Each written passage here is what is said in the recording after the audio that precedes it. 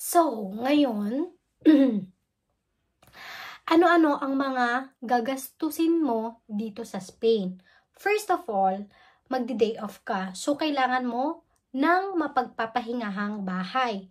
Ang range dito ng mga bahay ay pumapatak ng 130 to 150 ang bed space. Ang tinatawag na bed spacer, yung sa isang kwarto ay 4 kayong taong mag-i-stay doon. Wala pa yun doon ha. Yung 130 to 150, yun ay range lang yon sa mga bed spacer na live-in sa work. Katulad ko, live-in ako sa work, hindi ako umuwi araw-araw sa apartment na yon, kaya less yung babayaran ko. Nagro-range lang siya ng 130 to 150, depende sa location na makukuha mo. Kapag naman, tinatawag nilang live out or externa, ibig sabihin, araw-araw kang umuwi sa boarding house na yon. Ang iba ay ang bayad bed spacer, ang iba ay bayad 150 and additional na para sa mga bills, kuryente, ganon. Yun yung babayaran na nila. So, yung iba naman pumapatak ng 200 euro. Sabihin na natin 200. Yun na lang yung sabihin natin 200 euro yung bed spacer para sa mga bed spacer. Paano naman kapag room? Yung iba daw mas mahal, may mas mura, may mas mahal. Yung sa amin nasa 320, yung sa aming magpinsan. And then yung iba naman pumapatak ng 400, 500, depende sa location, depende kung gaano kalaki yung kwarto, and depende din sa kung ilang kwarto yung bahay. Okay? Yun po yung mga range ng mga bahay. For me, ibase na natin sa akin, yung bahay ko, yung since live-in ako sa work ko, yung binabayad ko sa bahay is 160 euro. Since divided by 2, kasi kasama ko yung pinsan ko, so 160 euro. Magkano naman ang pagkain ko? Since yung pagkain ko is lagi naman ako dito sa boss ko, or kapag Saturday and Sunday umuwi ako, so syempre bibili din ako ng pagkain ko, and if ever man na may gusto akong kainin at wala dito sa bahay ng amo ko, so bibili ako sa labas at dadalhin ko dito sa bahay ng amo ko. Yung nag-range naman yung budget ko para sa food, transportation, and load ko, kasi yung load ko is 10 euro. Yung transportation namin is 38 euro. And then, yung food, kung ilan yung tira. yung budget ko talaga doon, 150. 150 euro, transportation, load, and food. Yun na yung budget ko for my whole month. If ever na may gala or may kayayaan kami, dinadagdagan ko siya ng 50 euro. Sabihin na natin yung may expenses for the whole months like panggala, pangkain, transportation, and load ay pumapatak ng 200 euro sa isang buwan.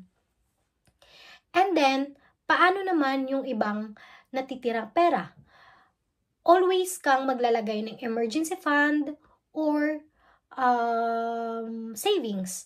Dapat lagi kang may savings or emergency fund. Ako kasi nilalagay namin sa paluwagan namin, so nilalagay ko doon is 50 euro a month.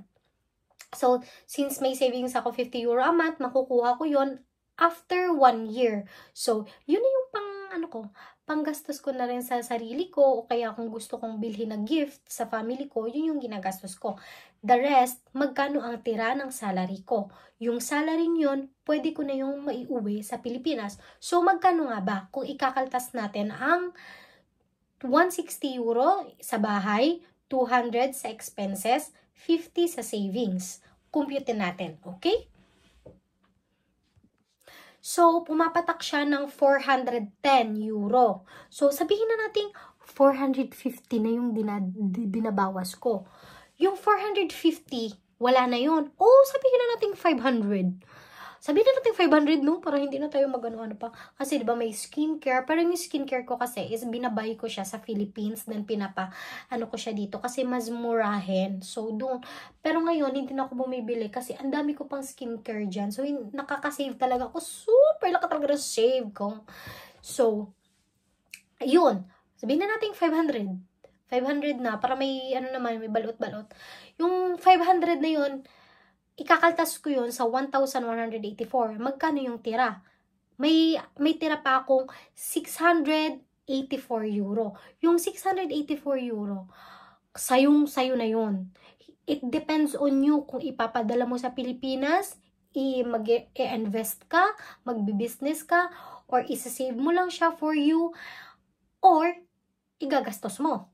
Depende sa'yo yun kung saan mo yun ilalagay. So, yung tira sa pera ko na 1,184, since binawasan natin ng 500 euro, ang tira ay 684 euro. Magkano yun into peso? Pumapatak siya ng 46,000 since i-multiply natin siya sa 68 euro. Pwedeng bumaba ang palitan, pero konti lang, like 67 lang yan, 67, 68, hindi na bumababa doon, minsan nagsi-69 siya. So, yun yung palitan natin. Yung 684, ang equivalent niya is 46,000. Yung 46 na yun, pwede mo yun mauwi sa Pilipinas. Yun yung, lahat na yun, wala lang kaltas doon. Malinis na yon. So, yung ibang tinatanong ng iba, paano yung tax mo? Paano yung ano mo? Actually guys, yung tax dito is shoulder talaga yun ng employer mo.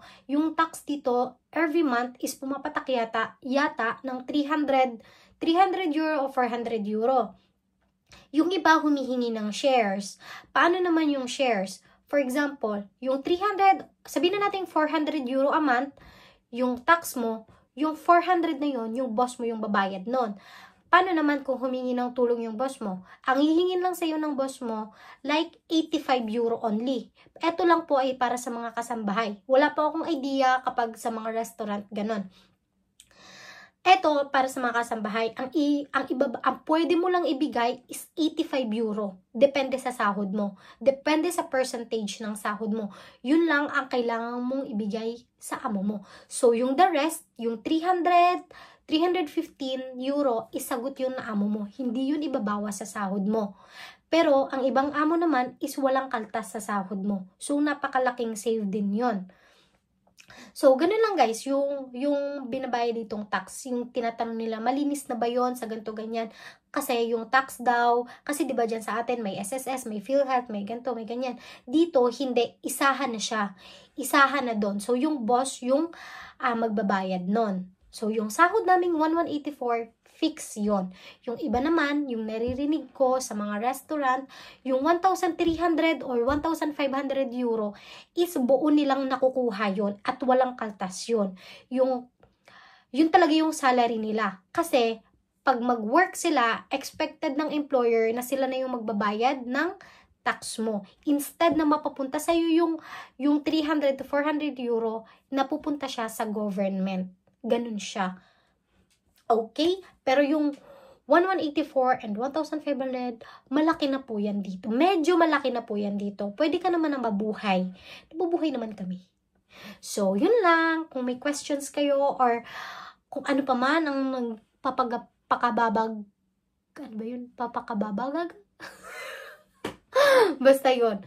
Mag-comment lang kayo, mag-message lang kayo. Don't forget to subscribe my YouTube channel, to my Blue app, same name lang, and my TikTok account. Thank you so much!